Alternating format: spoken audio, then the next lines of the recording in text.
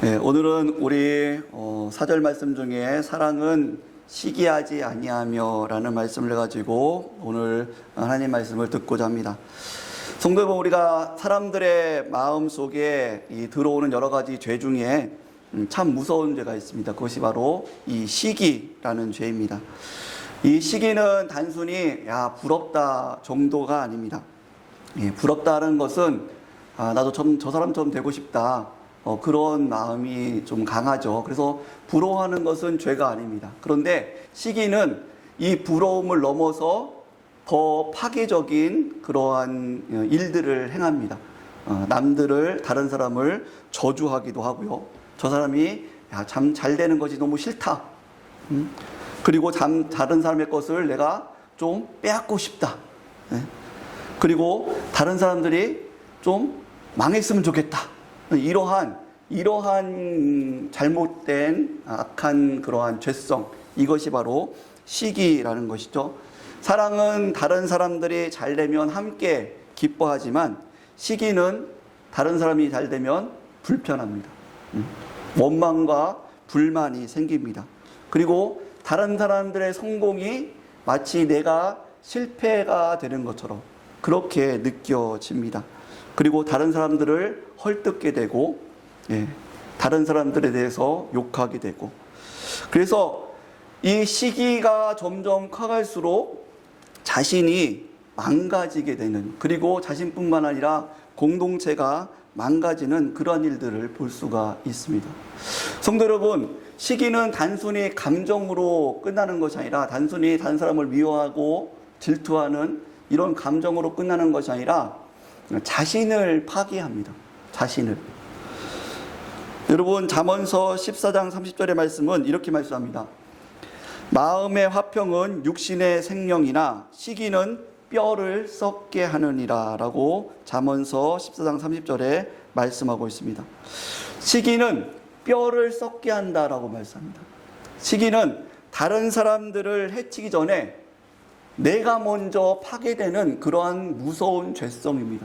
그래서 마음속에 시기가 가득하게 되면은 불만이 넘쳐나게 되고 감사가 떠나게 되고, 그래서 자기 안에 이러한 불만과 원망 속에서 실제적으로 뼈가 썩게 되는, 자기 안에 몸에 병이 생기게 되는 그러한 일들이 일어나는 것을 볼 수가 있습니다.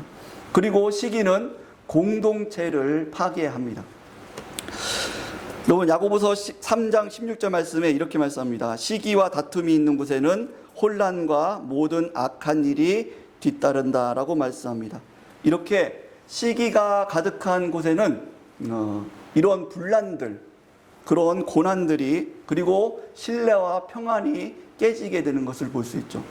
가정 식구들 안에, 친척들 안에 시기가 가득하게 되면은 서로 헐뜯게 되고, 그 친척들의 모임이 싸움과 다툼이 일어나는 것을 볼 수가 있습니다. 교회도 마찬가지도, 교회 안에 시기가, 질투가 가득하게 되면은 그 좋았던 화평했던 모습들이 금방 사라지고 서로 갈등하고 다투는 일들을 볼 수가 있습니다. 이처럼 시기는 다른 사람들을 파괴할 뿐만 아니라 자기를 먼저 파괴시키고 또 공동체를 파괴시키는 아주 무서운 죄성이 바로 이 시기입니다. 이 본문에 나타나는 시기의 그런 원어적인 의미는 다른 사람들의 번영이나 은사를 볼 때 속에서 불쾌한 열등감이나 분노가 부글부글 끓어오는 상태, 이것이 바로 시기의 원어적 의미입니다. 그래서 시기, 질투가 같이, 미움이 같이 나타나게 되죠. 그래서 다른 사람들의 은사, 잘 되는 것, 그런 것들을 보면은 축복해 주는 것이 아니라 오히려 큰 열등감이 생기고, 그리고 또 뭔가 안에서 부글부글 끓어오게 되는, 화가 치밀어 오르는 그러한 것이 바로 있으면 내 안에 시기가 가득하구나 라는 것을 우리는 분별할 수 있어야 되는 것입니다. 그래서 이 시기는 다른 사람들과 비교하는 것이 좀 핵심입니다. 나와 다른 사람들을 비교하고 또 내 가정과 다른 사람들의 가정, 이웃의 가정을 비교합니다. 우리 교회와 다른 교회를 비교하고 또 내 자녀와 다른 사람들의 자녀를 비교합니다. 내 신앙과 다른 사람들의 신앙을 비교하면서 안에 불만과 불평, 이런 것들이 가득하게 되는 것이 시기의 모습입니다. 그래서 이 시기가 가득할수록 두 가지 그런 죄들이 점점 커가지는데요. 첫 번째로는 열등감입니다. 시기가 있을 때에 뭔가 다른 사람들보다 내가 못난 것 같고 못한 것 같고 좀 부족한 것 같고 이런 것들이 보이면은 큰 열등감에 빠지게 되죠. 그래서 열등감과 불만과 그런 원망들이 생기게 됩니다. 그리고 이 시기의 비교 속에서 또 다른 사람들과 뭔가 내가 잘 된 것 같아, 더 나은 것 같아, 그러면은 우쭐하게 되면서 마음속에 교만함이 더 싹트게 되는 것을 볼 수가 있습니다.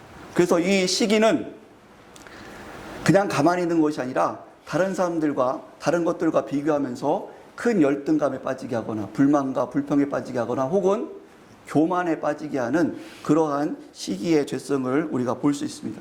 그래서 당시에 이 고린도 교회도 여러 가지 은사들이 많았지 않습니까? 방언과 예언과 또 신유와 지식의 말씀과 지혜의 말씀과 또 여러 가지 은사들이 풍성했음에도 불구하고 그들이 그 은사들을 정말 교회를 위해서, 하나님 나라를 위해서 잘 사용하고 다른 사람들의 유익을 위해서 사용하지 못하고 서로 자기의 은사를 자랑하며 서로 파당을 짓는 이런 일들이 왜 있었냐면 오늘 사도 바울은 이것이 바로 시기 때문에 그렇다라고 말씀합니다. 그래서 오늘 사도 바울은 본문에서 사랑은 시기하지 않는 것이다 라고 강조하고 있다는 것이죠. 그래서 여러분, 우리는 더욱더 하나님께서 기뻐하시는 은사를 바르게 사용하고 또 하나님의 교회를 사랑하고 또 하나님께서 기뻐하시는 대로 이 은사를 교회의 유익을 위해서 또 다른 사람들의 유익을 위해서 바르게 사용하기 위해서 이 시기의 죄를 이겨야 될 줄 믿습니다. 아멘. 그래서 여러분, 이 시기를 우리가 잘 싸워서 승리해야 됩니다. 성도 여러분, 우리가 성경에서 보면은 이 시기 때문에 망하게 된 그런 사람들을 볼 수가 있죠. 여러분, 대표적인 사람들이 여럿이 있지만 가인이 있지 않습니까? 여러분, 창세기에 가인과 아벨이 나오는데 가인과 아벨이 형과 동생이죠. 그래서 둘이 하나님 앞에 제사를 드립니다. 제사를 드릴 때에 하나님께서는 가인과 가인의 제사를 받지 않으시고 아벨과 아벨의 제사만 받으십니다. 그걸 보면서 이 가인이 시기하는 죄성 때문에 아벨을 미워하고 또 마음속에 불만과 분노가 쌓이게 됩니다. 그래서 심지어 어느 단계까지 갑니까? 가인이 동생 아벨을 조용히 불러서 그를 죽이게 되는, 동생을 죽이게 되는 그러한 무서운 죄를 짓는 그러한 일들이 바로 시기 때문에 일어나는 것을 볼 수가 있습니다. 여러분, 또 시기 때문에 망한 성경의 사람이 누가 있습니까? 바로 사울왕도 볼 수가 있습니다. 사울왕이 정말로 그가 초대의 왕으로서 이스라엘이 점점 커갈 때에 하나님께서 다윗을 보내셨죠. 근데 다윗이 그 어려운 가운데서 골리앗을 이기고 이스라엘 백성들을 구원했을 때에 사람들이, 주변의 여인들이 다윗을 칭송합니다. 어떻게 칭송하냐면 사울은 천천을 죽였지만 다윗은 만만을 죽였다라고 하면서 다윗이 이 이스라엘을 구원했다는 것을 칭송하죠. 그 얘기를 듣자마자 사울의 이 시기하는 마음 때문에 분노가 일어나게 됩니다. 그래서 평생 동안 이 다윗을 죽이려고, 다윗이 이스라엘의 이 나라의 참 보배구나, 이 다윗 때문에 이 이스라엘이 잘 되겠구나 라고 생각한 것이 아니라 다윗을 오히려 이 시기심 때문에 경쟁자로 여기고 다윗을 죽여야 될 사람으로 여기고, 그래서 평생 다윗을 쫓아다니다가 이 사울이 미쳐버리고 또 사울이 전쟁 가운데 먼저 죽임을 당하는 것을 우리는 성경에서 볼 수가 있습니다. 이처럼 시기라고 하는 것은 공동체와 다른 사람들을 죽이기 전에 자신을 먼저 파괴시킨다라는 것을 우리는 좀 심각하게 생각을 해 봐야 됩니다. 현대에도 이런 시기들 때문에 고통받는 일들이 참 많이 있는 것을 봅니다. 교회 안에서도 같은 부서에서 정말 봉사를 할 때에 사람들이 어떤 한 선생님을 잘 칭찬을 하면은 우리 시기 있는 마음들은 정말로 그 칭찬하는 것에 대해서 말로는 겉으로는 야 참 잘했어라고 이야기하지만 안에서는 분노가 일어나죠. 질투가 일어나죠. 네. 그래서 그 사람들을 자꾸 헐뜯게 되는 그런 일들을 보게 됩니다. 여러분 회사에서도 그렇지 않습니까? 회사에서도 내 동기, 내 후배가 뭔가 좀 더 빨리 진급을 하게 되면 이 시기의 마음은 그것에 대해서 참지를 못하죠. 그래서 주변 사람들에게 그 사람을 욕하게 되고 비난하게 되고 네, 그런 일들을 보게 됩니다. 그리고 가정과 친척 안에서도 마찬가지죠. 이제 우리가 이제 명절 때 모일 때에 뭐 여러 이야기들 하지 않습니까? 이제는 자녀들이 다 커서 야 누구는 어느 좋은 대학에 들어갔다면서 야 누가 이번 좋은 직장에 들어갔다면서 야 누구는 이번에 성과금을 얼마를 받았더라. 뭐 이런 얘기를 들으면서 비교가 되면은 여러분 시기심이 우리 안에 있으면 어떻습니까? 마음에 막 부글부글 끓어오르지 않습니까? 그래서 집에 가서 자기 식구들을 막 잡아요. 야 저기 큰아버지 아들은 여기 대학 들어간다던데 너는 지금 뭐 하고 있냐? 좋은 직장 들어갔다 오는데 너는 지금 뭐 하고 있느냐? 막 자녀들을 잡고 또 배우자를 잡죠. 당신은 뭐 하고 저기는 뭐 이렇게 잘 하는데 왜 당신은 왜 이거밖에 안 되냐고 왜 우리 당신 때문에 우리 가정이 고생을 당하냐고 뭐 이러면서 이 시기는 한번 명절에 갔다가 이 시기가 막 끓어오르면 다음 날에 가정이 참 힘들게 되는 것을 볼 수가 있습니다. 교회도 마찬가지죠. 교회도 정말 모든 교회들이 다 하나님 안에서 예수 그리스도의 한 몸이지 않습니까? 그런데도 불구하고 옆 교회가 잘 되는 일들을 봤을 때, 옆 교회가 부흥되는 일들을 봤을 때 시기가 가득하면 그 잘 되는 것을 축복하고 그런 것이 아니라 질투하고 저 교회는 뭐 저랬대 이러면서 비난하고 그런 일들이 있는 것을 보게 됩니다. 이런 것들이 바로 우리 안에 시기라는 죄성 때문에 일어나는 것입니다. 성도 여러분, 그러면 우리는 어떻게 해야지 이 시기라는 죄, 이 나와 공동체를 파괴하는 이 시기라는 무서운 죄를 이길 수가 있겠습니까?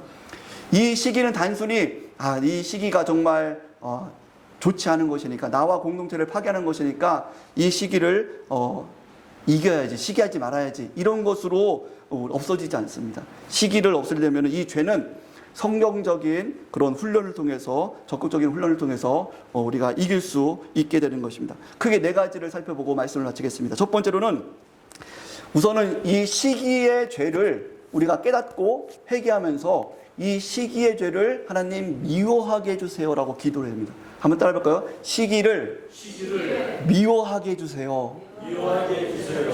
여러분 이 시기 질투 이거는 우리가 죄인 것을 알고 깨닫고 아파하기도 하지만 이 죄는 우리들에게 즐거움을 주기도 합니다. 여러분 우리가 시기 질투해서 사람들이 모여서 이 다른 사람들을 비난하고 욕할 때 주는 그 쾌감이 있을까요, 없을까요? 예, 이 쾌감이 있습니다. 서로 모여가지고 맞아 그 사람 그랬대 뭐 이러면서 막 이야기하면은 그 시기가 주는 쾌감이 있습니다. 뭔가 내 열등감을 해소하는 것 같고 또 내가 좀 더 잘 되는 것 같고 뭔가 이런 시기가 주는 쾌감이 있습니다. 그래서 이 시기를 회개했음에도 불구하고 깨달았음에도 불구하고 놓치기가 쉽지 않은 것입니다. 이기기가 쉽지 않은 겁니다. 그래서 여러분 우리는 성령님께 이 시기라는 죄를 하나님 제가 이 시기를 즐거워하고 있습니다. 하나님 용서해 주시고 이 시기를 미워하는 자가 되게 해 주십시오. 제 안에 이 시기를 미워하는 자가 정말로 제가 안 좋은 것을 미워하듯이 이 시기를 정말 하나님께서 기뻐하시는 이 사랑의 열매를 맺어가는데 이것을 파괴하는 이 시기의 죄를 하나님 미워하게 해주세요. 여러분 이것을 우리 성령님께 기도해야 될 줄 믿습니다. 여러분 이것을 계속 기도하다 보면은 점점 시기가 주는 즐거움이 사라지게 되는 것을 경험하시게 될 겁니다. 다른 사람들과 이 시기 질투하는 이 예단의 즐거움들이 점점 사라지게 되고 또 나중에는 이것이 점점 미워하게 되는 그런 마음을 하나님께서 주실 줄 믿습니다. 여러분, 그래서 우리는 하나님 이 죄를 회개할 뿐만 아니라 하나님 이 시기를 미워하게 해주세요라고 기도를 해야 됩니다. 두 번째로는 시기를 일으키는 사람을 멀리하는 훈련을 해야 됩니다. 시기는 혼자 안에서만 만들어질 뿐만 아니라 주변 사람을 통해서 영향을 받고 자라기도 합니다. 그래서 고린도전서 15장 33절에 이렇게 말씀합니다. 속지 말라, 악한 동무들은 선한 행실을 더럽히나니 라고 말씀합니다.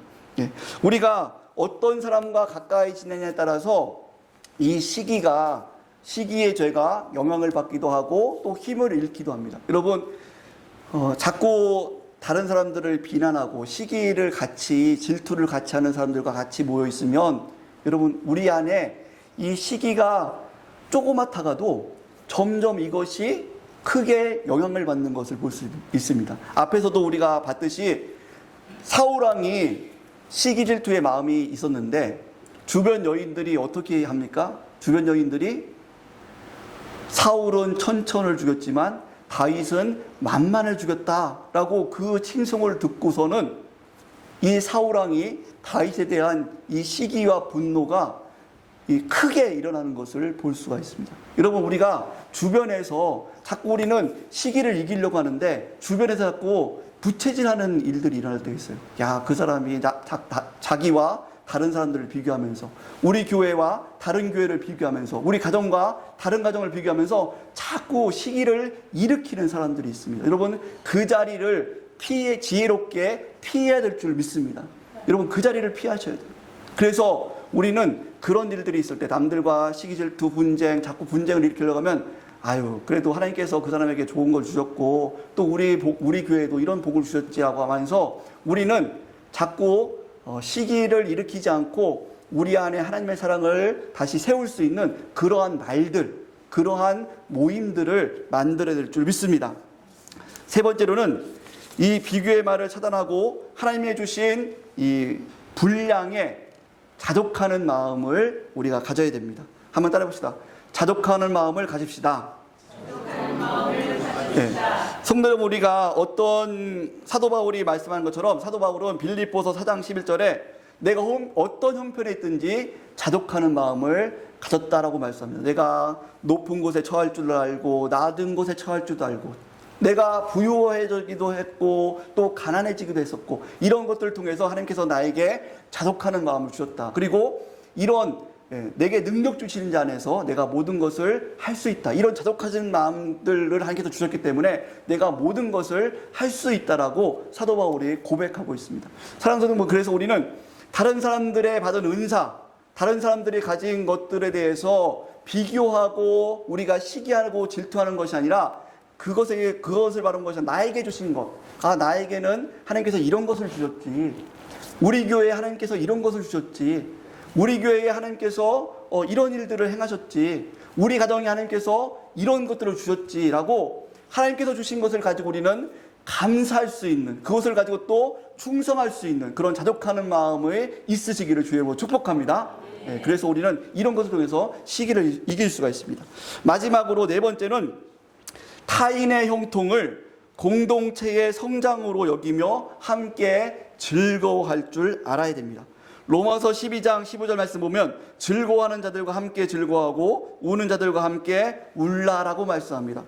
성도 여러분, 우리가 옆에 성도들이 정말 또 하나님께서 우리에게 좋은 성도들을 또 보내주셔서 또 새롭게 열심히 하는 성도들을 볼 때에 우리는 시기하고 질투하는 것이 아니라 하나님께서 저 성도들을 통해서 우리 교회를 더 크게 부흥시키시는구나, 건강케 하시는구나, 그것을 바라보면서 감사할 줄 아는 그런 마음이 있어야 되는 것입니다. 여러분, 친척들 가운데도 다른 작은 아버지 혹은 큰 아버지 이렇게 다른 친척들의 자녀가 잘 됐을 때에 그것을 시기 질투하는 것이 아니라 저 조카를 통해서 우리 친척을 통해서 우리 가문이 더 좋은 가문이 되겠구나. 좀 크게, 공동체적으로 크게 볼 수 있는 그런 마음으로 우리는 이 시기를 이겨야 될 줄 믿습니다. 아멘. 그래서 여러분, 그런 마음을 우리는 바라봐야 돼. 그래서 우리가 정말 이 시기는 나와 공동체를 파괴하고 또 사랑의 열매를 맺지 못하게 하는 아주 무서운 죄다라고 오늘 본문에서 말씀합니다. 그래서 우리는 이 시기가 우리 안에 깨닫게 됐을 때에 하나님, 이 시기를 통해서 내 뼈가 썩습니다. 내 안에 감사가 사라지고 내가 해야 될 충성된 일들을 하지 못하게 하고 하나님, 우리에게 맡겨진 사명을 감당하지 못하게 하고 열등감과 교만함에 빠져서 하나님 사랑이 식어가게 만듭니다. 하나님, 이 시기를 하나님 없애주옵소서.